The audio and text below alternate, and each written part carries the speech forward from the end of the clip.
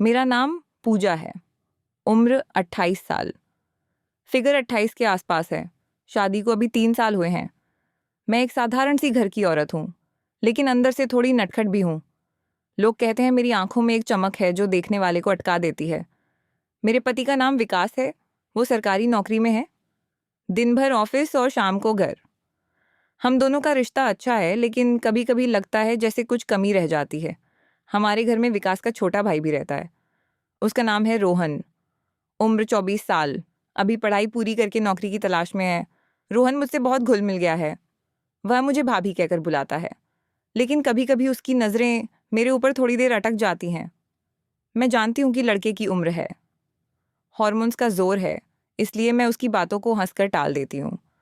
लेकिन अंदर ही अंदर मुझे भी मज़ा आता है कि कोई मुझे इस उम्र में भी देखता है, खासकर जब मैं घर में साधारण सलवार कमीज़ या साड़ी पहनती हूँ। एक शाम की बात है।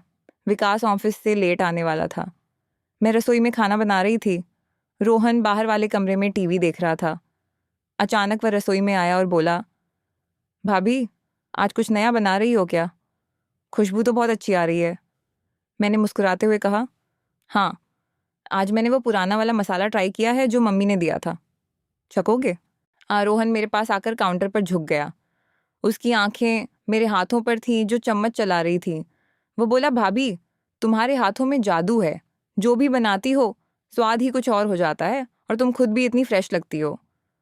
उसकी आवाज़ में थोड़ी सी शरारत थी।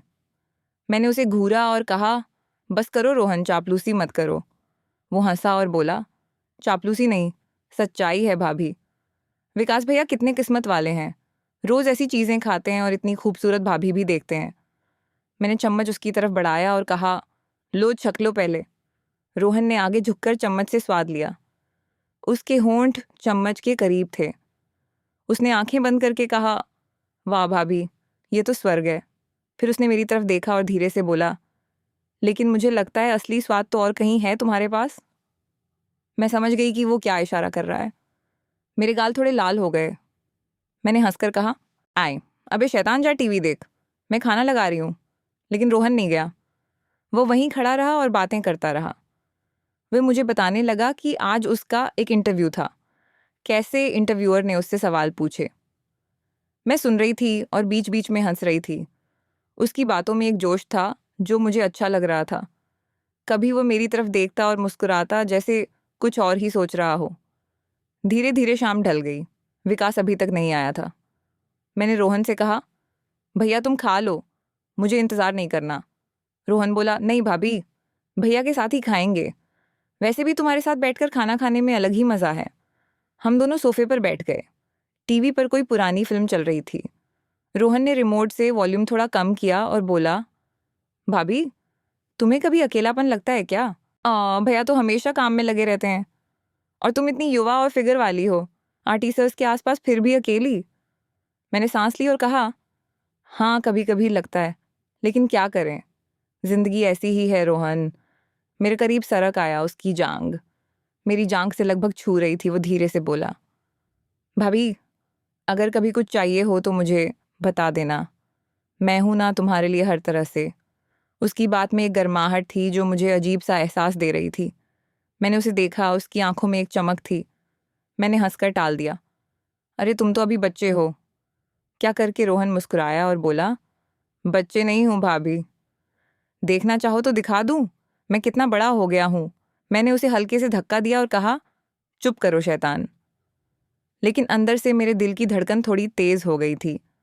उसी वक्त विकास का फोन आया। वो बोला कि आज बहुत लेट हो जाएगा, कहीं बाहर खाना खा लेंगे। मैंने फोन रख दिया और रोहन की तरफ देखा। रोहन बोला, देखा भाभी, भैया तो नहीं आएंगे आज, हम दोनों की ही खाएंगे और रात भर बातें करेंगे। हम रसोई में गए हैं। मैंने प्लेटें लगाईं। रोहन मेरे पीछे खड़ा था। जब मैं झुकी तो उसकी सांस मेरी गर्दन पर पड़ी। वह बोला, भाभी, तुम बहुत अच्छी लगती हो आज। ये कमीज में तुम्हारा फिगर और भी हाईलाइट हो रहा है। मैं सीधी हो गई और बोली, रोहन, ध्यान से ज्यादा नजदीक मत आओ। लेकिन वो हंसता रहा। खाना खाते वक्त वो मेरी तरफ बार बार देख रहा था। बातें करता रहा, अपनी जिंदगी की, सपनों की, और कभी कभी मेरे बारे में भी पूछता रहा कि मुझे क्या पसंद है, क्या चाहिए। रात काफ़ी हो चुकी थी। मैंने कहा, अब सो जाते हैं। रोहन बोला, भाभी नींद नहीं आ रही, थोड़ी देर और बातें करें, तुम्हारे पास बैठकर अच्छा लगता है। हम गला साफ करने की आवाज़, फिर सोफे पर बैठ गए। इस बार वो मेरे बहुत करीब था। उसने कहा, भाभी तुम्हारी हंसी बहुत प्यारी है, जब तुम हंसती हो तो लगता है पूरा घर रोशन हो जाता है, और तुम्हारी वो अदा बहुत टेम्पार्टिंग है। मैं शर्मा गई। उसकी तारीफ़ें मुझे अच्छी लग रही थी, लेकिन मैं जानती थी कि यह रास्ता ठीक नहीं है। फिर भी मैंने बात जारी रखी। हम पुरानी यादों की बातें करने लगे। जब वह छोटा था, कैसे मैं उसे स्कूल छोड़ने जाती थी। वो बीच बीच में मेरी कमर की तरफ इशारा करके हंस देता। धीरे धीरे रात गहरा दी गई। रोहन ने कहा, भाभी एक बात पूछूं, अगर भैया ना होते तो तुम मेरे साथ कैसे रहती? मैं तो तुम्हें हर वक्त खुश रख सकता हूँ। मैंने चौंक कर उसे देखा। ये क्या सवाल है रोहन? वह बोला, बस यूं ही सोचने के लिए तुम इतनी युवा और आकर्षक हो, व्यस्त नहीं होना चाहिए। मैंने जवाब दिया, सोचने वाली बात नहीं है यह, तुम मेरे देवर हो। लेकिन रोहन ने मुस्कुराते हुए कहा, देवर भी तो इंसान होता है भाभी, और भाभी भी औरत होती है, फुल फिगर वाली। उसकी बात सुनकर मेरे शरीर में एक सहरन सी दौड़ गई। मैंने उठने की कोशिश की, लेकिन वह मेरे हाथ को हल्के से पकड़ लिया। बस 1 मिनट भाभी, डरने की बात नहीं है, बस फील कर रही हो ना। मैंने अपना हाथ छुड़ाया और कहा, रोहन अब काफ़ी हो गया, सो जाओ। उस रात मैं बिस्तर पर लेटी रही, लेकिन नींद नहीं आ रही थी। रोहन के शब्द बार बार कान में गूंज रहे थे। विकास जब आया तो मैंने कुछ नहीं बताया, बस चुपचाप लेट गई। अगली सुबह रोहन नॉर्मल व्यवहार कर रहा था, जैसे कुछ हुआ ही ना हो। वो मुझे भाभी कहकर चाय मांग रहा था। मैंने भी नॉर्मल रहने की कोशिश की, लेकिन अब हमारे बीच एक अजीब सा खिंचाव पैदा हो गया था, जो रोज़ बढ़ता जा रहा था। दिन भर मैं घर के काम करती रही, लेकिन मन कहीं और था। रोहन जब भी पास से गुजरता, मेरी नज़र उसकी तरफ चली जाती। वो भी कभी कभी मुस्कुराता देता और धीरे से कहता, भाभी आज बहुत हॉट हो। शाम को विकास घर आया, हम तीनों साथ बैठे। रोहन ने मजाक में कहा, भैया भाभी ने कल रात बहुत अच्छा खाना बनाया था, तुम मिस कर गए, और भाभी खुद भी बहुत टेम्पटिंग थी। विकास हंसा और बोला, अच्छा तो आज फिर बना दो पूजा। मैंने हाँ कह दिया, लेकिन अंदर से मुझे लग रहा था कि रोहन कुछ और ही इशारा कर रहा है। रात को खाना खाते वक्त रोहन ने मेरे पैर के नीचे अपना पैर रख दिया। मैंने उसे घूरा, लेकिन वह बेपरवाह था। विकास कुछ नहीं समझा। धीरे धीरे दिन बीतते गए। रोहन की बातें बढ़ती गईं। कभी वह मुझे, भाभी तुम्हारी कमर कितनी पतली है, फिगर परफेक्ट है, कह देता। कभी, आज तुम्हारी ड्रेस में तुम बहुत हॉट लग रही हो, 36 वाली लाइन क्लियर दिख रही है। मैं डांटती, लेकिन अंदर से एक अजीब सी खुशी भी होती। धीरे धीरे दिन बीतते गए। रोहन की बातें बढ़ती गईं। कभी वह मुझे, भाभी तुम्हारी कमर कितनी पतली है, फिगर परफेक्ट है, कह देता। कभी, आज तुम्हारी ड्रेस में तुम बहुत हॉट लग रही हो, 36 वाली लाइन क्लियर दिख रही है। मैं डांटती, लेकिन अंदर से एक अजीब सी खुशी भी होती। एक दिन दोपहर को विकास ऑफिस चला गया। घर में सिर्फ मैं और रोहन थे। मैं कपड़े सुखा रही थी छत पर। रोहन ऊपर आया और बोला, भाभी मदद करूं? मैंने कहा, नहीं तुम बैठो। लेकिन वह मेरे पास आ गया। हवा में साड़ी उड़ रही थी। रोहन ने एक साड़ी पकड़ ली और मुझे देखकर बोला, भाभी ये साड़ी तो तुम्हारे शरीर पर बहुत अच्छी लगेगी, टाइट फिटिंग वाली। मैंने शर्माते हुए कहा, रोहन बस करो, ज़्यादा नज़दीक मत आओ। वो हंसा और बोला, मैं तो बस देख रहा हूँ कि तुम कितनी खूबसूरत हो। फिगर अनटेड 30 के दशक वाली भाभी को देखकर कोई भी कंट्रोल नहीं कर पाएगा। उस दिन हम छत पर काफ़ी देर बातें करते रहे। वह मुझे अपनी ज़िंदगी की छोटी छोटी बातें बताता रहा। मैं सुनती रही। बीच बीच में उसकी नज़रें मेरे ब्लाउज़ पर अटक जाती। मैं नज़रें चुरा लेती, लेकिन मन में एक तूफान सा उठ रहा था। समय बीतता गया। हमारे बीच की ये बातें एक आदत सी बन गई। रोहन मुझे तारीफ करता। मैं शर्माती, लेकिन कभी सीमा पार नहीं होती। विकास को कुछ नहीं पता चलता। फिर एक शाम आई। विकास ने बताया कि उसे 2 दिन के लिए बाहर जाना है, ट्रेनिंग के लिए। मैंने हाँ कह दिया, लेकिन अंदर से घबराहट हुई। जब विकास गया तो घर में सिर्फ मैं और रोहन रह गए। पहली रात हम दोनों ने साथ खाना खाया। रोहन ने कहा, भाभी अब तो हम दोनों अकेले हैं, पूरी रात सिर्फ हम। मैंने कहा, हाँ लेकिन सही से रहना, कोई गलत बात मत सोचना। रोहन मुस्कुराया। उस रात हम लंबी बातें करते रहे। वह मुझे अपनी भावनाओं के बारे में बताने लगा। कैसे वह मुझे पहली बार देखा था, कैसे उसे मेरे पास आने का मन करता है, खासकर जब वह मेरा फिगर देखता है। मैं सुनती रही। दूसरे दिन सुबह मैं नहा रही थी। रोहन बाहर खड़ा था। जब मैं निकली तो उसने कहा, भाभी तुम ताज़ा फूल जैसी लग रही हो, नहाकर और भी ग्लोइंग हो। मैंने तौलिए से बाल सुखाते हुए कहा, रोहन अब काफ़ी हो गया, कंट्रोल रखो। लेकिन वह मेरे करीब आया और धीरे से बोला, भाभी मैं तुम्हें छूना नहीं चाहता, बस देखना चाहता हूँ कि तुम कितनी खूबसूरत हो।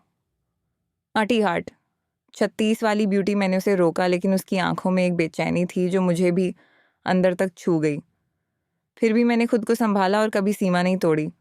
दिन भर हम साथ रहे, बातें की हंसे, लेकिन हर बार जब बात गर्म होती मैं विषय बदल देती।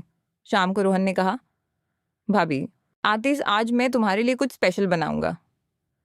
वह रसोई में गया और मैं देखती रही। वो मेरे लिए खाना बना रहा था।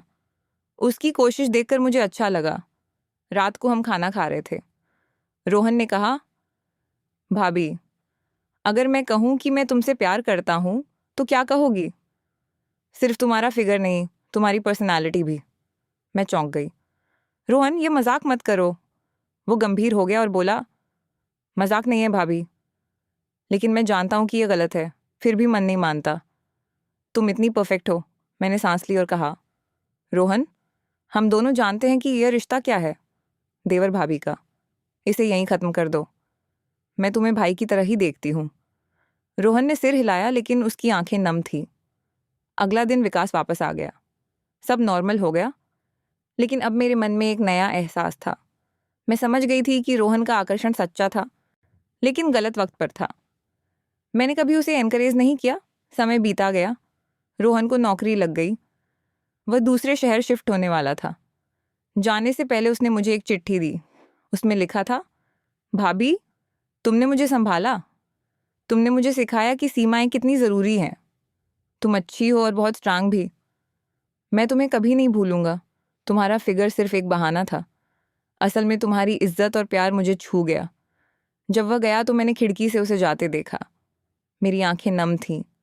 आज गला साफ करने की आवाज़ भी जब मैं अकेली होती हूँ तो उस शामों की याद आती है। वह तारीफ़ें, वह बातें, वह खिंचाव।